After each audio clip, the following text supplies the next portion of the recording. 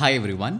11 मार्च 2024 को सेबी की चेयरपर्सन माधवी पूर्वी बुश ने ये कहा, SEBI's chairperson Madhavi Puri Bush has once again flagged the big froth building in the broader market. There are pockets of froth, sections of froth in the market. Some people call it a bubble, some may call it froth. There are pockets of froth in mid cap and small caps that can build into a bubble.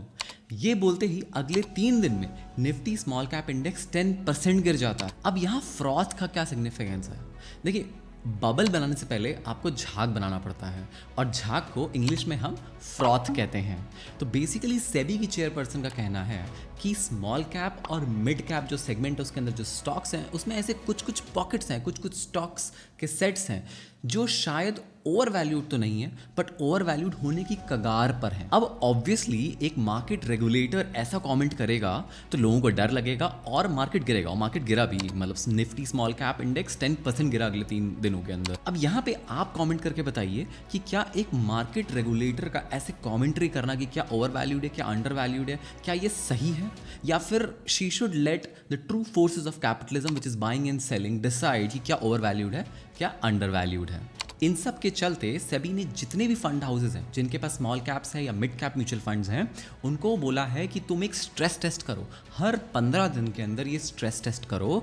अब ये stress test क्या है, इस पे जाएंगे 2 minute में, 1 second के लिए, और इसको हम उस लेंस देखेंगे क्या ये small cap segment over valued है, डेटा के थ्रू एनालिसिस करेंगे इस चैनल पर, और फाइनली ये बात करेंगे कि एज एन इन्वेस्टर आप क्या कर सकते हैं to safeguard your interest and your investments. अब आगे बढ़ने से पहले हम एक बार ये जान लेते हैं कि स्मॉल कैप स्टॉक्स और मिड कैप स्टॉक्स की डेफिनेशन क्या है।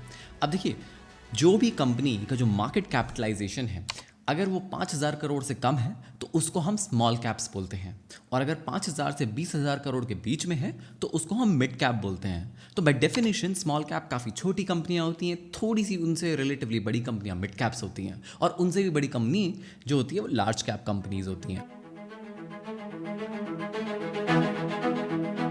एक तरफ सेबी का ये मानना है कि भले ही अभी स्मॉल कैप्स और मिड कैप्स ओवर वैल्यूड नहीं है बट ये ओवर वैल्यूड बनने की कगार पर है, बेसिकली एक बबल बनने की कगार पर है।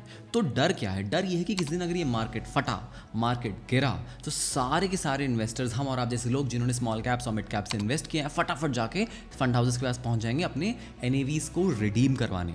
बट उस टाइम पे क्या जो आपके स्मॉल कैप्स और मिड कैप्स के जो फंड हाउसेज हैं, फॉर एग्जांपल ले लीजिए आईसीआईसी स्मॉल कैप फंड, क्या वो आपकी रिडेम्पशन रिक्वेस्ट पे आपको पैसा दे भी पाएगा? ये डर है। अब ये डर सेबी को क्यों है?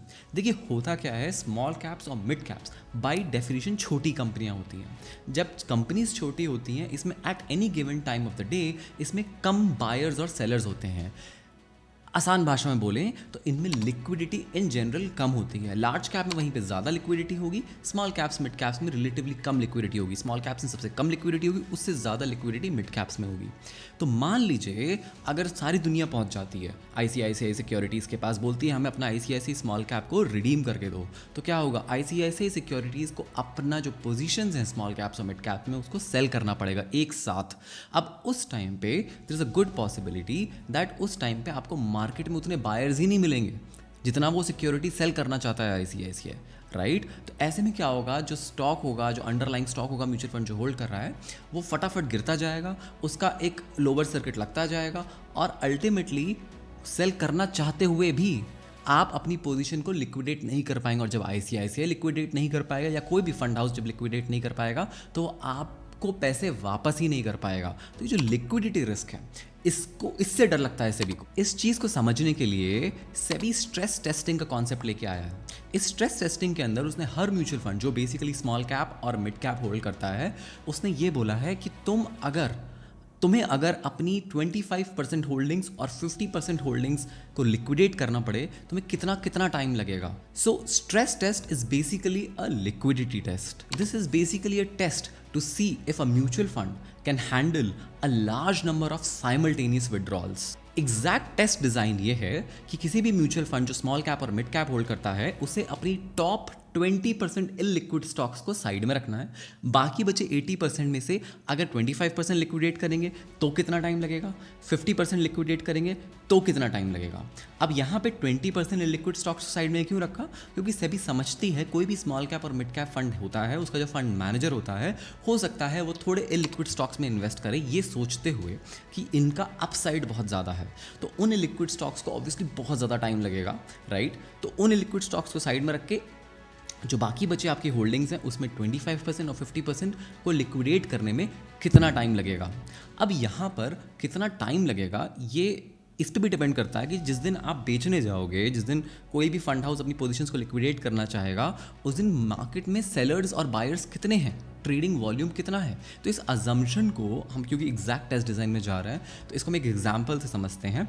मान लीजिए एक स्टॉक है, स्टॉक का नाम है डायनेमिक केबल्स। ये एक स्मॉल कैप स्टॉक है, 1000 करोड़ का मार्केट वैल्यूएशन है, राइट। तो इसको अगर आपको लिक्विडेट करना है तो पहले आप ये देखिए कि पिछले 3 महीने में कितने बायर्स एंड सेलर्स मार्केट में रही हैं इस स्टॉक जो ट्रेड करते हैं। अब एवरेज में ये नंबर हाइपोथेटिकल नंबर है, मैं यहाँ पे शो कर रहा हूँ। मान लीजिए 1000 बायर्स और सेलर्स रोज़ डायनामिक केबल्स को ट्रेड करते हैं।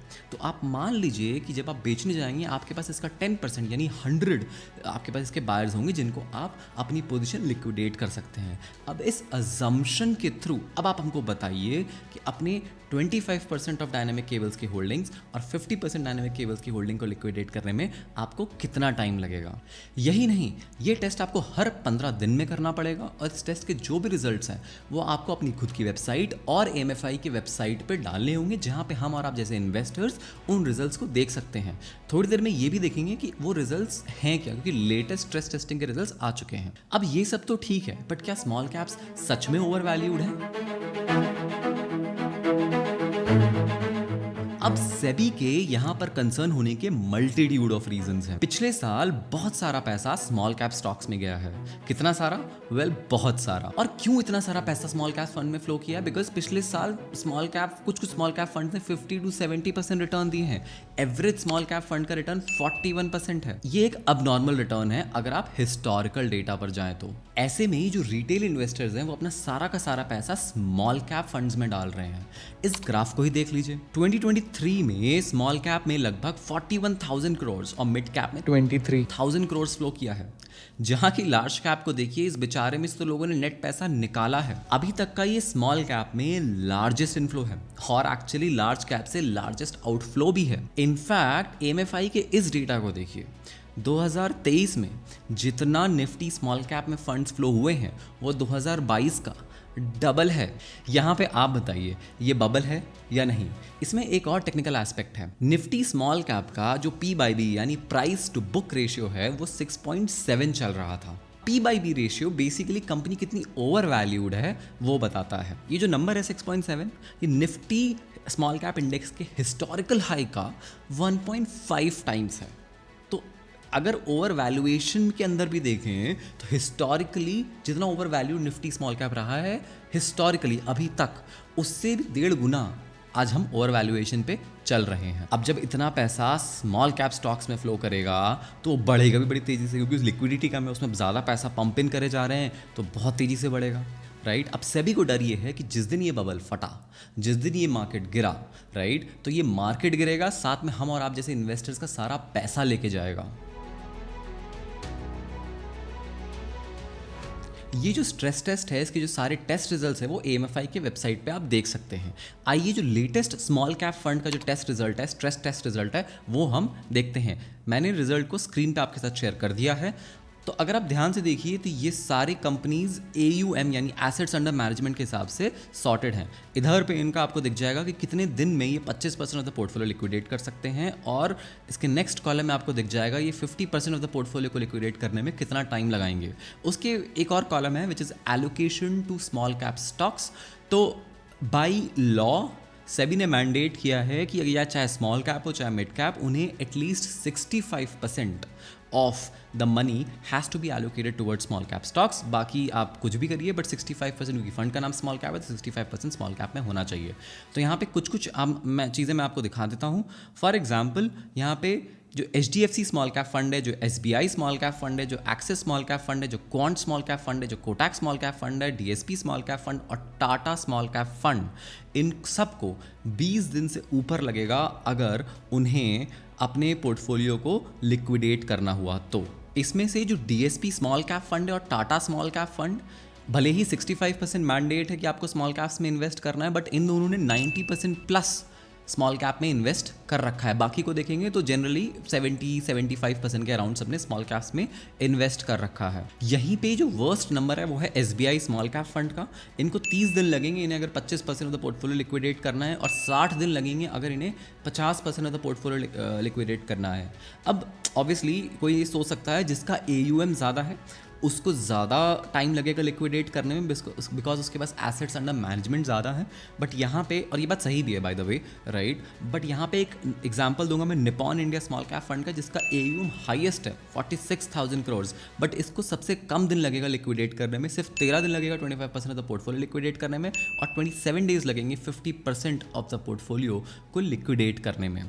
एज एन इन्वेस्टर आपको क्या ध्यान रखना चाहिए? सबसे पहले ये रिजल्ट्स को आपको ट्रैक करना चाहिए हर 30 दिन पे, हर 15 दिन पे, राइट। और आप जिस भी फंड्स में एक्सपोजर है आपका, मान लीजिए आप क्वांट स्मॉल कैप आप होल्ड करते हैं, तो आप देखिए कि इनकी जो लिक्विडिटी रिस्क है, यानी कितने दिन ये लगा रहे हैं अपने पोर्टफोलियो को लिक्विडेट करने में, क्या ये टाइम के साथ बढ़ रहा है? अगर बढ़ रहा है तो शायद थोड़ा कॉशन होने की ज़रूरत है।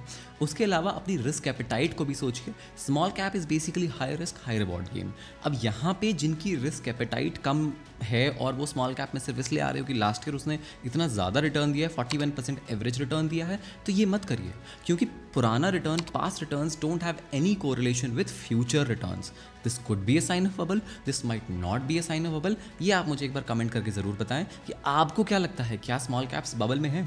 यहीं पर अगर आपको अगले 3 से 5 साल के अंदर पैसे की रिक्वायरमेंट उतनी खास नहीं है, उस बेसिकली उस पैसे को आप भले ही स्मॉल कैप में लगा सकते हैं, क्योंकि उस पैसे के लिए फिर आपकी रिस्क एपेटाइट ज़्यादा है, राइट। अब यहाँ पे मार्केट ऊपर जाएगा, मार्केट नीचे जाएगा, ये तो मार्केट का ही काम है, मार्केट कुछ भी कर सकता है, राइट।